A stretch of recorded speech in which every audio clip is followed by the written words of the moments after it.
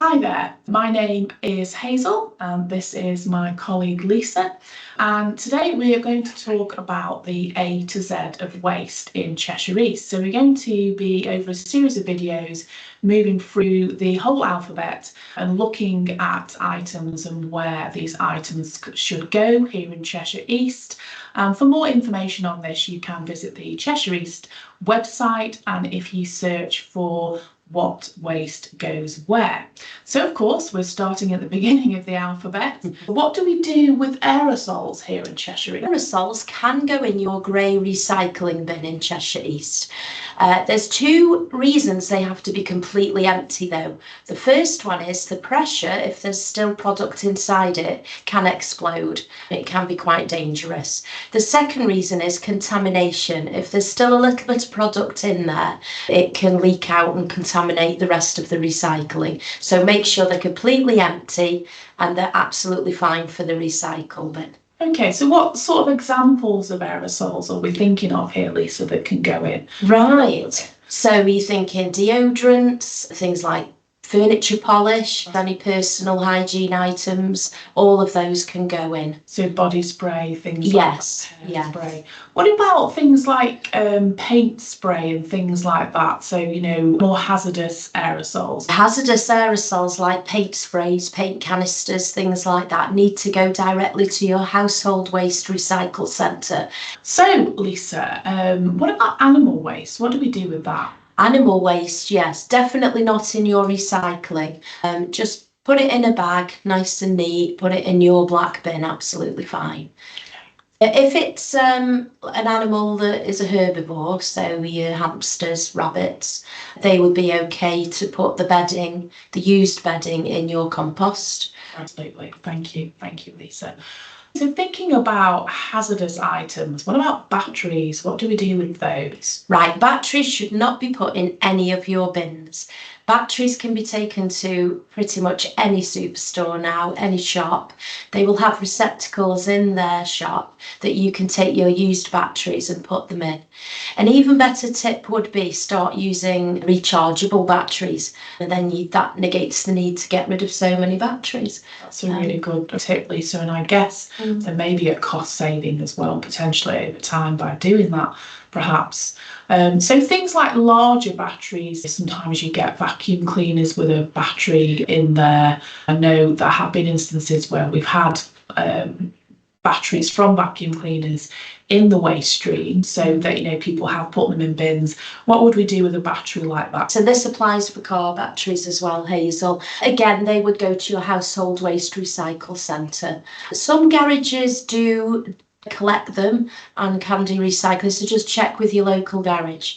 But if not, just take them to the household waste recycle. Yeah, places that sell car batteries or take in old ones. That's something actually that my father has recently done. So he needed to replace his car battery because his car is fairly old. He went to a particular shop and they removed the old battery and then gave him a discount on a new one. So tell me, Lisa, what is the reason that people can't put batteries into their bins? Oh, two major reasons I can think of.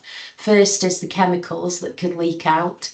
These can actually catch fire and cause fires in the rest of the recycling. It's that compression as well, so if they get pierced as they get placed into the waste collection vehicle, that can also cause a fire. And I think the other thing is as well that a big pile of waste is very hot in the centre, so if you've got things in there like batteries plus other materials like, let's say, paper, for example, the two together combined ignites and causes a fire. It's so important, isn't it, not to bin batteries. Bubble wrap then, Lisa, another item beginning with B. Tell me about that. I can confirm it has to go in your black bin. Right, okay. Now, I do know a little tip for people watching. If you've got bubble wrap, you can actually donate it to a charity shop. Of course, it does need to be clean, you know, it needs to be free of contamination so that they can use it. Basically, a charity shop, as you can imagine, will use it to pack up things that need to be supported when they're selling things in the shop. So the thing that you can do is basically just pop in or give them a call, say, do you need any bubble wrap? If the answer is yes, then include that as part of your donation, perhaps, of other items. Another little thing that links with bubble wrap, and I want to tell you about jiffy bags, because again, you've got your paper merged with your bubble wrap. Jiffy bags need to go in your black bin because they can't be separated and recycled.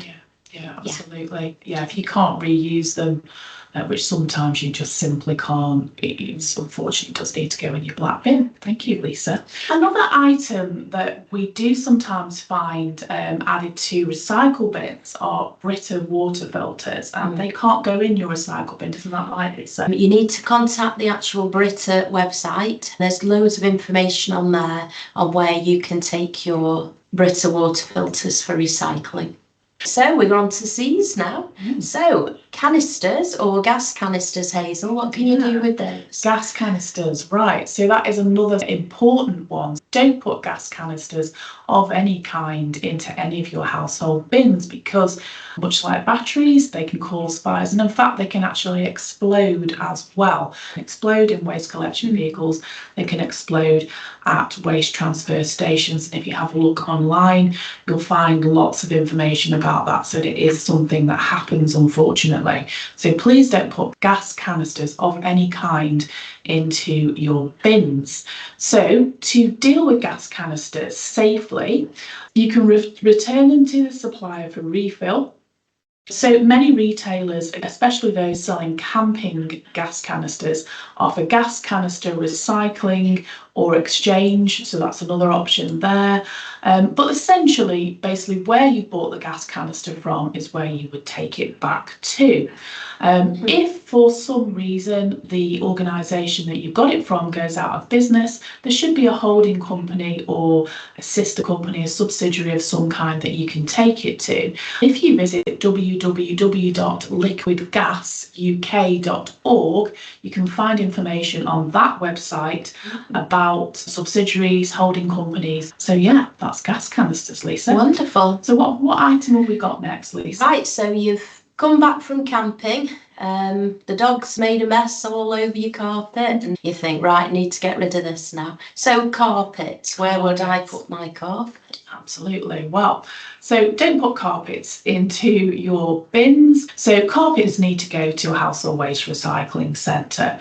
Alternatives for carpets, obviously not if the dog's made a mess on it, but if the carpet, you're simply just changing it for some reason, you're just having a refresh, you can offer carpets on community recycling apps.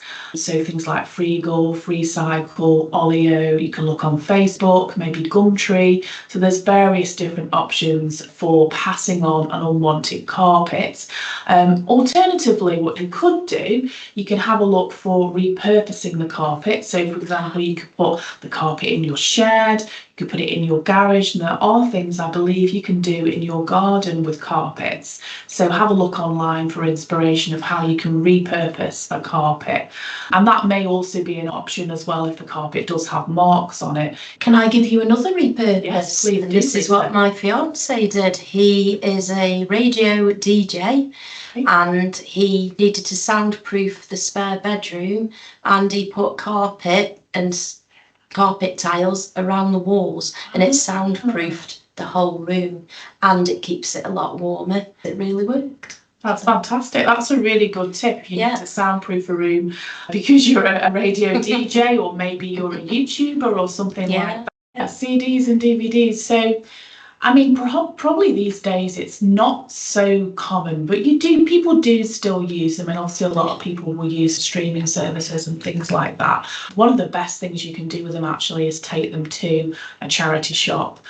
You might be able to sell them if they are perhaps quite rare or something like that, but probably a charity shop is a good course of action there, or maybe offer them on a community recycling app that we've already mentioned. Alternatively, if you can't do that, then as a last resort, you can put them in your black household waste bin. They cannot go into your silver recycling bin because it's not the type of material that can be recycled in that way. That also applies for the case as well. So not just the CD or DVD, but also the box that it comes in. That also can't go in your silver recycling bin. Again, a bit of my reuse head on. I have known people, if you've got a scratched CD that you can't pass on, you can hang them up, use them as bird deterrents, or you can melt them slightly. Just be very careful when you do this. I've seen little bowls that have been made out of CDs. Wow. So there are different things that you can do. Just check out your internet. It'll give you ideas on what to do with scratched and old CDs and DVDs. Definitely. Something that we did a few years ago, we glued two CDs together, so you've got the shiny side on both sides. I think some CDs have like an image, don't they? We use ribbon to tie it through the hole in the middle, and we use them as outside Christmas decorations. We still have those decorations actually. So Lisa, what about ceramics? Plates and cups, because when they crack and they break into little tiny pieces, very difficult to recycle. So unfortunately they have to go in your black bin. Okay. Yes. So obviously if they're broken, of course, you're looking at your black household waste bin, as you say. But you could, if they're in good condition, donate to a charity shop. Of course, if they are quite sought after ceramics, then you might want to consider selling them, maybe even taking them off to get valued or something like that. Yes. Those, obviously alternatives. But if you just have some broken ceramics, there's another thing that you can do, I believe, is use them in your garden. You can use them for the bottom of your plant pots for draining. Yeah, absolutely. Yeah. I've also seen a thing where there's damaged crockery just being used as a plant pot, for the external plant pot. So if you want a quirky plant pot, though that might be an option as well. When you're thinking about throwing things away, it's sort of looking at alternative, looking at repurposing, looking not just at recycling, but looking at reusing, maybe selling. And of course, if that's not an option or it's not safe to do that, making sure that you dispose of it safely and correctly. So that completes A, B and C, Hazel. Thank you very much for that. Hope we've shared some great tips with you that you can use in your everyday lives. Any that we may have missed out, just a little reminder on the Cheshire East website, what waste goes where. There's a comprehensive A to Z list there. We're just pulling out the main culprits. So thank you very much. Thank you. Thanks for watching.